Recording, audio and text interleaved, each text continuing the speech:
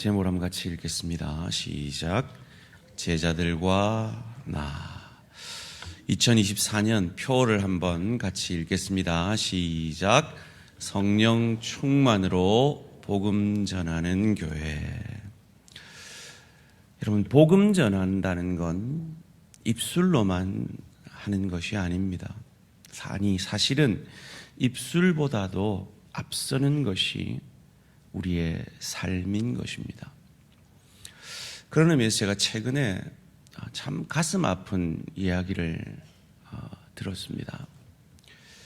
요양병원에서 일하시는 어떤 성도님이 이런 말씀을 하세요. 그 요양병원에서 제일 직원들이 힘들어하고 싫어하는 사람이 누구냐? 장로님, 권사님, 집사님들이라는 거예요. 그 중에 제일 골치 아픈 분이 누구냐? 은퇴하신 목사님이라는 거예요. 너무너무 가슴이 아프더라고요. 그런데 사실 그 이야기가 우리 한국 교회에 가장 큰 아픔이지 않나 하는 생각을 하게 됩니다. 어쩌면 그 이야기는 그 요양병원만의 이야기가 아니라 한국 교회의 민낯일 수도 있다라는 생각이 듭니다. 저희 교회는 제자훈련을 강조하고 지금 제자훈련이 진행되고 있고 또 오늘 1:1 제자훈련이 시작되는데요. 오늘 저희가 읽은 이 본문은 예수님이 잡히시기 전 몇 시간 전의 사건입니다. 그런 의미에서 예수님은 3년 동안 합숙훈련을 하면서 전 삶으로 12제자를 양육하셨기에 그 12제자의 3년의 제자훈련의 결과물을 우리는 오늘 본문 가운데 확인해 볼 수가 있는 것입니다. 먼저 베드로의 3년간의 제자훈련을 통해서 그는 어떤 모습으로 서 있습니까? 우리가 읽지는 않았지만 요한복음 13장 36절 말씀입니다. 시몬 베드로가 이르되 주여 어디로 가시나이까? 예수께서 대답하시되 내가 가는 곳에 내가 지금은 따라올 수 없으나 후에는 따라오리라. 지금은 따라올 수 없으나 후에는 따라오리라. 참 위로가 되는 말씀이죠. 이 말씀에 베드로가 때를 씁니다. 그러자 베드로에게 앞으로 일어날 일을 예수님은 38절에서 이렇게 예언해 주시죠. 예수께서 대답하시되 내가 나를 위하여 내 목숨을 버리겠느냐? 내가 진실로 진실로 내게 이르노니 닭 울기 전에 내가 3번 나를 부인하리라. 36절에 주님 어디로 가시나이까? 이 말이 그 유명한 쿼바디스라는 말이죠. 라틴어입니다. 성경은 헬라어로 번역이 되었고 그리고 그 헬라어 성경이 번역된 그 다음 언어가 라틴어이기에 그 유명한 쿼바디스라는 말은 이 라틴어에서 나온 것이죠. 아마 예수님은 베드로와 이 대화를 아람어로 그 시대에 통용되는 아람어로 하셨을 겁니다. 주님 어디로 가시나이까? 이 베드로의 애끓는 고백은 그의 진심이었습니다. 그런데 그에게는 그 진심을 지켜낼 능력이 없었던 것입니다. 제자훈련 3년 후에 도마의 수준은 어떠했습니까? 예수님께서 오늘 본문 2절에서 4절 가운데 이렇게 말씀하십니다. 내 아버지 집에 거할 곳이 많도다. 그렇지 않으면 너에게 일렀으리라. 내가 너희를 위하여 거처를 예비하러 가노니 내가 3절 말씀 가서 너희를 위하여 거처를 예비하면 내가 다시 와서 너희를 내게로 영접하여 나 있는 곳에 너희도 있게 하리라. 내가 어디로 가든지 그 길을 너희가 아느니라. 내가 어디로 가든지 그 길을 너희가 알 것이다 라고 물을 때 3년 동안 제자훈련을 받은 도마 정도라면 예, 그렇죠. 잘 따라가겠습니다. 이렇게 고백해야 되지 않겠습니까? 그런데 그가 어떻게 고백합니까? 5절 말씀입니다. 도마가 이르되 주여 주께서 어디로 가시는지 우리가 알지 못하거늘 그 길을 어찌 알겠som나이까. 이것이 3년의 제자 훈련 후에 제자들의 수준입니다.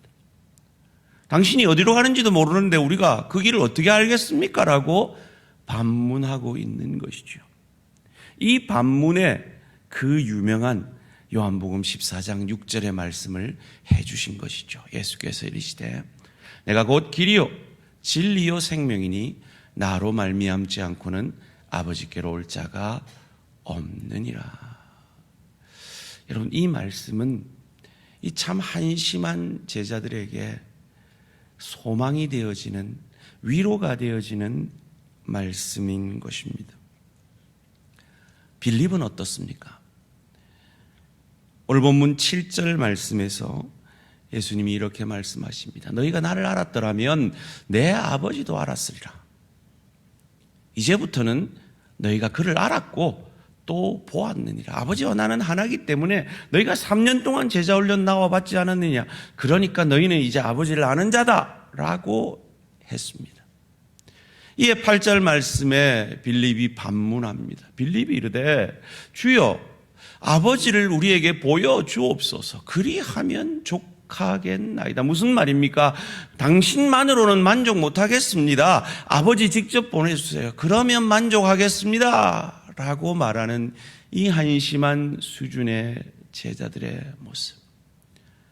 이에 예수님이 안타까이 여기시며 9절 말씀에 이렇게 말씀하십니다. 예수께서 이르시되 빌립아 내가 이렇게 오래 너희와 함께 있으되 내가 나를 알지 못하느냐?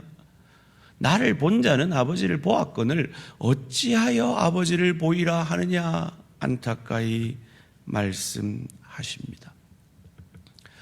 여러분, 참 아이러니지 않습니까? 저희 교회는 제자훈련을 쭉 여러분이 참석하시면 약 한 3년 안 되는 시간 안에 다 제자훈련을 마치게 됩니다. 근데 저희는 일주일에 2시간 제자훈련을 하는 거예요. 근데 예수님은 3년 동안 동거동락하면서 전 삶을 그들과 함께 했습니다. 그럼에도 불구하고 제자들의 수준은 우리가 보는 바와 같은 그런 수준입니다. 제자들 중에 가장 용감했던 베드로가 두려워하며 예수님을 모른다 저주까지 하며 배신하는 그 수준. 도마는 요한복음 14장 5절에서 뭐라고 11장 6절에서 뭐라고 고백했습니까?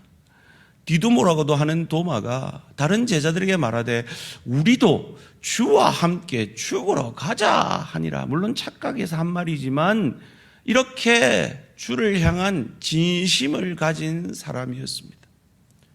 그런데 주께서 어디로 가시는지 모르는데 내가 그 길을 어떻게 압니까? 라고 고백하는 수준밖에 안 되는 것이죠.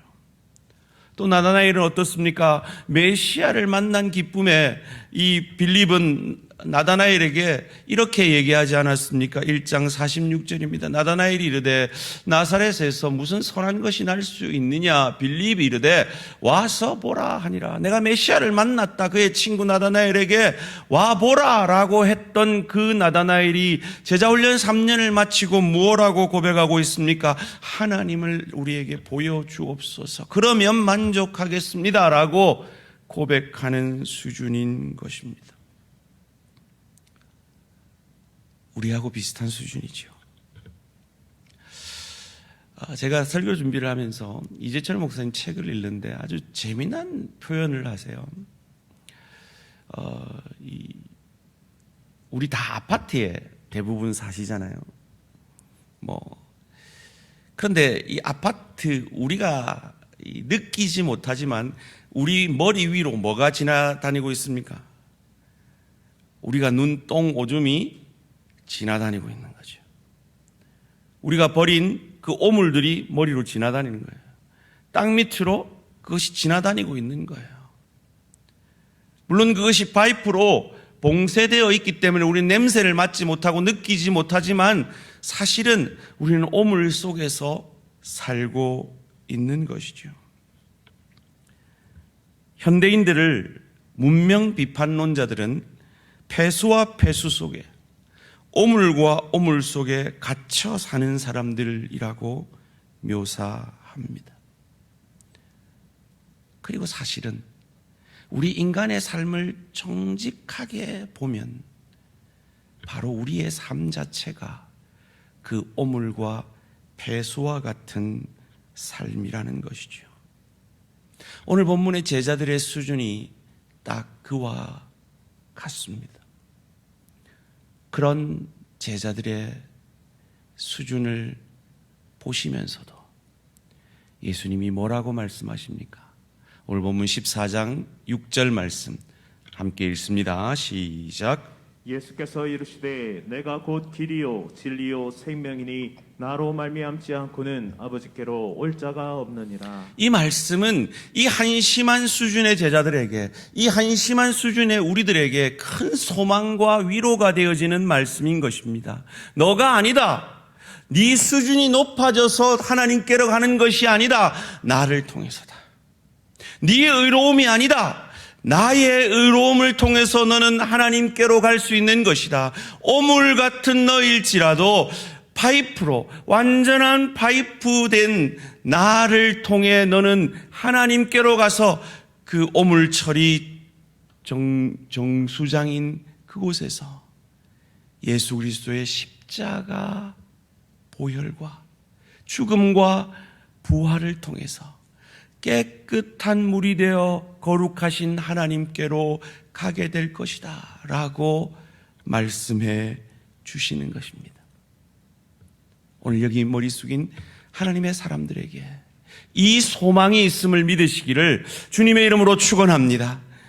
여러분 자신에게 절망하지 마시고 그 절망을 통해 파이프 대신, 우리의 영적 파이프 대신 예수 그리스도를 바라봄으로 소망과 희망으로 믿음의 길을 걸어가시는 저와 우리 모든 성도님들 되시기를 주님의 이름으로 축원합니다. 그런데 이 제자들의 삶은 여기서 끝난 것이 아니라는 겁니다. 많은 신학자들이 여러 가지 자료들을 통해서 그들이 어떻게 죽었는지를 추측을 합니다. 베드로는 십자가를 거꾸로 지고 주후 64년경에 네로 황제 핍박 속에서 바티칸에서 순교를 합니다. 도마는 태국의 파르티아, 지금의 파타야죠. 그리고 인도에서 복음을 전하다가 이교도 제사장들의 창에 찔려 몸이 관통되어 순교합니다.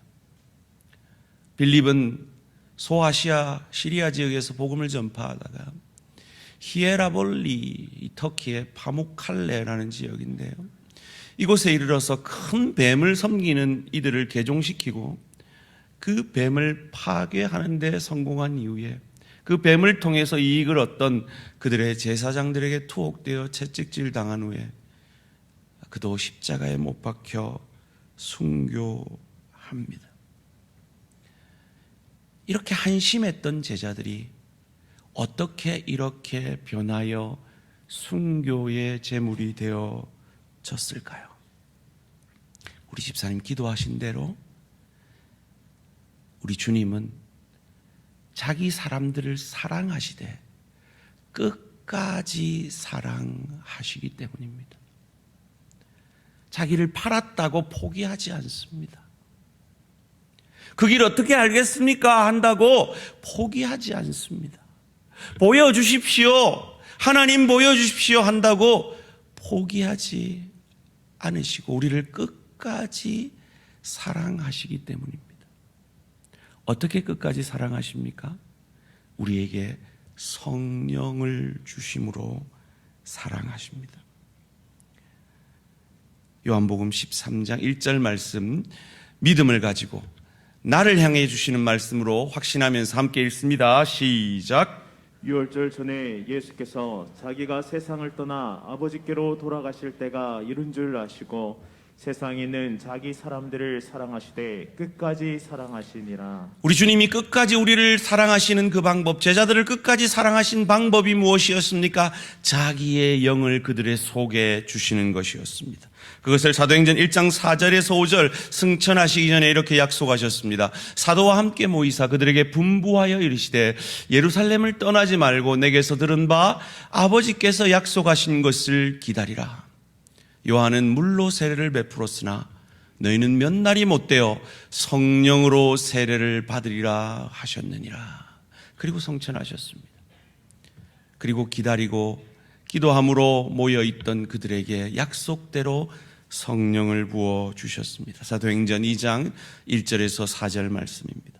오순절 날이 이미 이름에 그들이 다 같이 한 곳에 모였더니 호련히 하늘로부터 급하고 강한 바람 같은 소리가 있어 그들이 앉은 온 집에 가득하며 마치 불의 혀처럼 갈라지는 것들이 그들에게 보여 각 사람 위에 하나씩 임하여 있더니 그들이 다 성령의 충만함을 받고 성령이 말하게 하심을 따라 다른 언어들로 말하기를 시작하니라. 아멘. 이 성령의 기름 부으심을 경험한 이 제자들 시대 이후에 예수를 주로 고백하는 모든 사람에게 성령이 그 속에 임하고 계신 것입니다. 우리 안에 성령이 있음을 어떻게 알 수 있습니까? 고린도전서 12장 3절은 말합니다. 성령으로 아니하고는 예수를 주시라 할 수 없느니라. 여러분 정말 여러분의 중심으로 동의가 되시면 저를 따라 고백해 주시기 바랍니다. 예수님은 나의 죄를 위하여 죽으시고 부활하신 나의 주님이십니다. 여러분 마음에 동의가 되십니까? 그럼 여러분은 성령이 있으신 분입니다. 그리고 그 성령께서는 두 가지 일을 하십니다. 그 성령이 하시는 두 가지 일이 뭡니까? 첫 번째로 예수를 믿게 하십니다. 두 번째로 예수를 닮게 하십니다. 두 가지가 뭐라고요? 예수를 믿게 하시고 예수를 닮게 하시는 겁니다. 성령으로 말미암아 우리는 신분적 구원을, 칭의의 은혜를, 하나님의 자녀가 되는 은혜를 얻었습니다. 성령의 역사입니다. 성령을 우리에게 선물로 주시지 않고는 결코 그것이 이루어질 수 없습니다. 그리고 성령이 우리 안에 있는 자는 반드시 수준적 구원으로 성화의 모습으로 자라나게 되어 있다라는 것입니다. 왜요? 성령을 받은 사람은 이 땅이 내 본향이 아니라 천국이 내 본향인 거 알고 천국을 사모하기 때문입니다. 그 천국을 누리고 즐길 수 있는 실력자로, 인격자로 이 땅에서 준비되음으로 말미암아 하늘 상급을 받으려 애쓰기 때문입니다. 한국 기독교는 아주 전 세계 유례 없는 부흥을 경험하면서 종교적 열심에 대해서는 그 어떤 나라의 기독교인들보다 특심인 것은 분명합니다. 왜냐하면 신앙을 그 종교적 열심으로만 배웠기 때문입니다. 기도 열심히 하고 성경 열심히 읽고 11조하고 헌신하고 전도하는 그것으로만 강조를 많이 받아왔기 때문입니다. 맞습니다. 그것이 신앙입니다. 그러나 그것은 거기에서 그치는 것이 아닙니다. 여러분 오늘 왜 예배를 드리십니까? 왜 기도하십니까? 왜 성경을 읽으십니까? 왜 전도하십니까? 나같이 되라고 전도하는 것 아니겠습니까? 무슨 말입니까? 신분적 구원을 얻은 사람은 반드시 수준적 구원으로 자라가야 한다는 것입니다. 그런데 지나치게 이 종교적 열심만을 강조하다 보니까 인격적인 그리스도인의 모습은 많이 약화된 것이 한국 기독교가 가진 가장 큰 아픔인 것입니다. 성경은 분명히 얘기합니다. 술 취하지 말라, 오직 성령의 충만을 받으라 라고 명령하신 직후에 에베소서 5장 후반절이 그 성령 충만함이 어디에서 나타나야 된다 그럽니까? 남편과 아내의 관계 속에서 나타나야 한다고 합니다. 부모와 자녀의 관계 속에서 나타나야 한다고 합니다. 일터에서, 상전과 종업원의 관계 속에서 나타나야 한다라고 분명히 우리에게 가르쳐 주고 있습니다. 우리의 인격이 곧 성령의 열매라는 것입니다. 그런데 우리는 이 부분에 있어서 많이 강조함을 받지 못하며 살아왔던 것이 사실입니다. 그래서 그 요양병원 직원들이 가장 싫어하고 가장 힘들어하는 사람들이 목사요, 장로요, 권사요, 집사였다는 이 가슴 아픈 이야기가 그 요양병원만의 문제가 아니라 한국 사회 곳곳에서 흘러나오고 있는 이야기인 것입니다. 여러분, 주변을 한번 돌아보세요. 우리 교회 누가 제일 신앙 좋은 것 같습니까? 제가 참 존경하는 박영선 목사님은요, 신앙이 제일 좋은 사람이 누구냐? 우리 교회에서 신앙이 제일 좋은 사람이 누구냐? 그러면 이 질문을 떠올려 보래요. 당신은 누구하고 같이 여행을 가고 싶습니까? 물론 여러분이 친한 사람하고 여행 가고 싶겠죠. 근데 친하지 않더라도 누구하고 여행을 가고 싶으냐? 이 질문 앞에 섰을 때 떠오르는 그 사람이 신앙이 좋은 사람이라는 거예요. 여러분, 누구랑 여행 가고 싶으세요? 배려하고 섬기고 돕고 희생하고 이해해주고 용서하고 하는 그런 사람이에요? 아니면 뭐 좀 잘못한 거 있으면 바로 턱 쏘고 말 아프게 하고 지적하고 그런 사람이냐 말이에요.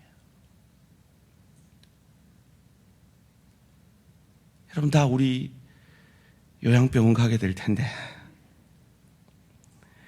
운이 좋으면 집에서 돌아가시겠지만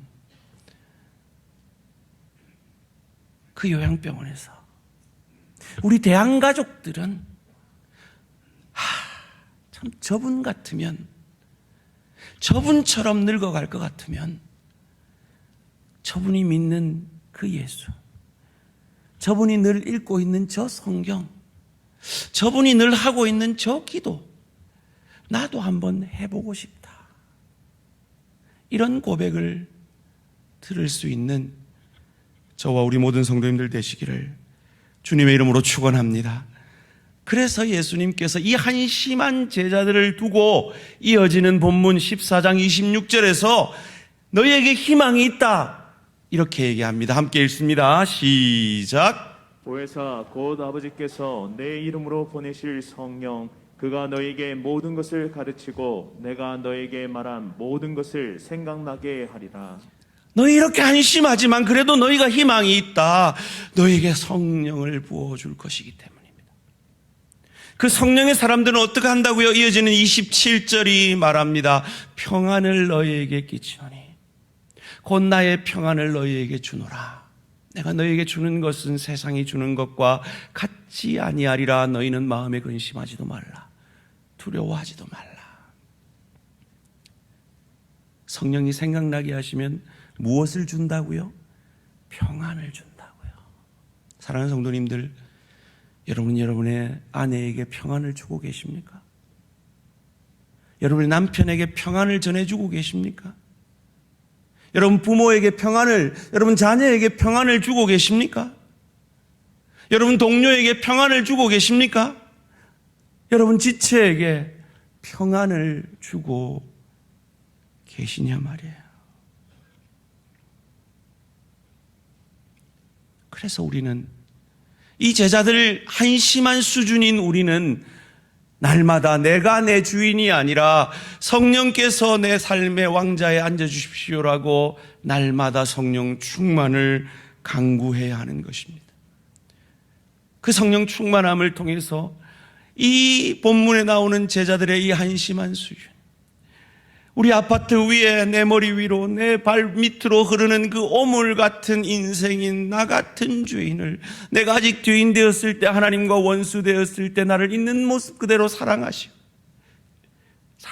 끝까지 사랑하셔서 성령을 선물로 주셔서 예수를 주로 고백함으로 하나님의 자녀되고 천국 백성 되게 하신 그 하나님의 구원의 은혜에 감사함으로 내게 주신 그 십자가, 나도 예수님처럼 잘 감당할 때 하나님이 감격하시고 하나님의 감격하심으로 나의 삶 가운데서도 하나님이 역사하셔서 감격해 하시는 그 축복을 받아 누리게 되는 저와 우리 모든 성도님들 되시기를 주님의 이름으로 축원합니다.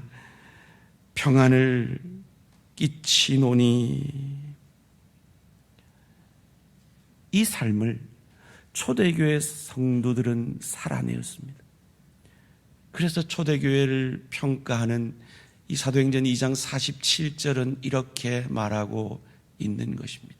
하나님을 찬미하며 또 온 백성에게 칭송을 받으니 주께서 구원받는 사람을 날마다 더하게 하시니라. 여러분, 그 요양병원 믿지 않는 직원들이 그 병원에서 가장 힘들게 하는 그 목사님을 보면서, 그 권사님, 집사님, 장로님들을 보면서 예수 믿고 싶겠습니까? 여러분, 로마가 이 기독교 복음으로 함락된 이유는 이 카타콤, 저 무덤 속 지하에 살던 그들이 로마에 창궐했던 그 전염병 속에서도 정부도 그들을 다 버린 그 상황 속에서 그 카타콤에 있는 그 성도들이 그들을 돌보는 그것이 극적인 전환점이 되었다고 합니다. 우리는 나가서 열심히 전도합니다. 열심히 사람들 보는 앞에서 성경 읽습니다. 예배도 참석합니다. 사람들이 내가 목사인 것도 압니다. 장로인 것도 압니다. 집사인 것도 압니다. 그런데도 부부간에는 맨날 찌고 뽑고 싸웁니다. 시집살이 시킵니다. 자녀에게 맨날 큰 소리 칩니다. 일터에서는 남들 힘든 일 다 맡겨놓고 자기는 쉬운 일만 하려고 합니다. 교회에서는 성도들에게, 지체들에게 상처 주는 말하고, 그 모습을 보고 누가 예수를 믿고 싶겠습니까? 왜 우리가 그렇습니까? 둘 중에 하나입니다. 그 요양병원의 분들은 둘 중에 하나입니다. 하나는 예수 안 믿는 분들입니다. 아니, 목사인데요? 장로인데요? 여러분, 제가 미국에서요, 미국 장교한테 이런 얘기를 들었어요. 어느 우리 교단의 신실한 군목님을 그 장교가 만났대요. 그리고 이렇게 물었대요. Do you believe in Jesus Christ as your Savior? 예수님을 당신의 구주로 믿으십니까? Yes, I do. I'm a Christian.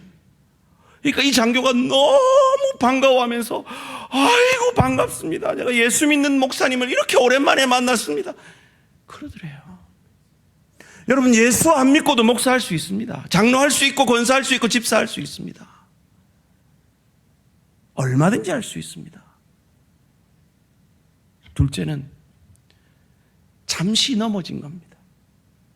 잠시 넘어진 겁니다.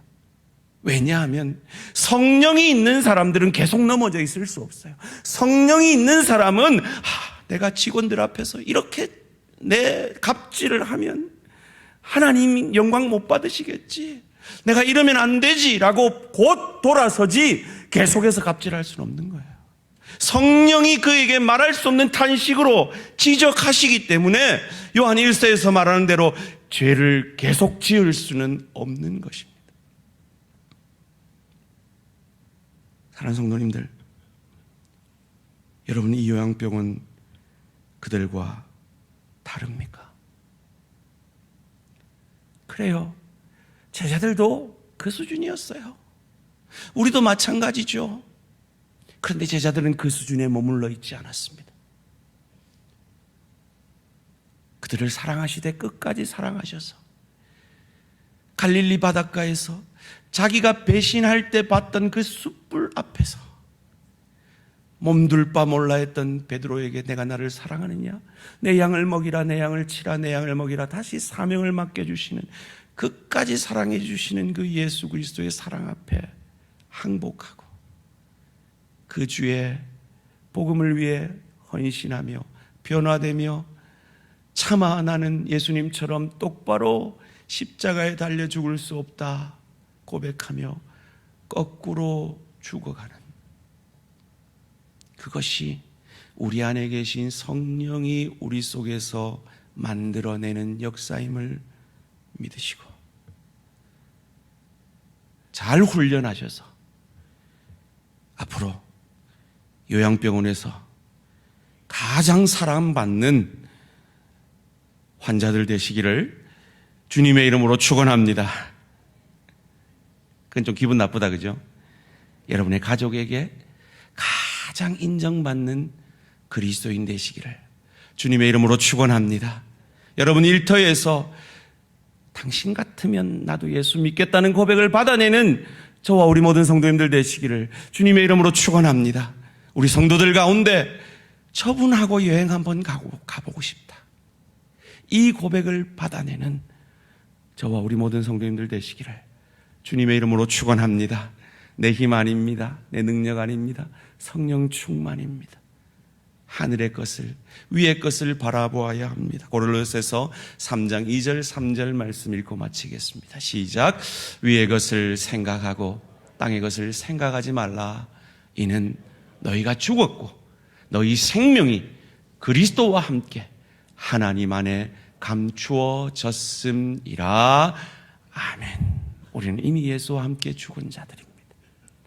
그래서 날마다 죽어짐으로 내 가족이, 내 동료가, 내 지체가 나 때문에 행복해지고 나 때문에 기뻐하고 나 때문에 복을 받는 복된 인생, 그리스도 예수 닮아가는 인생으로, 그리하여 저 좋은 천국을 누리고 즐길 수 있는 실력과 인격에 하늘 상급받는 저와 우리 모든 성도님들 되시기를 주님의 이름으로 축원합니다.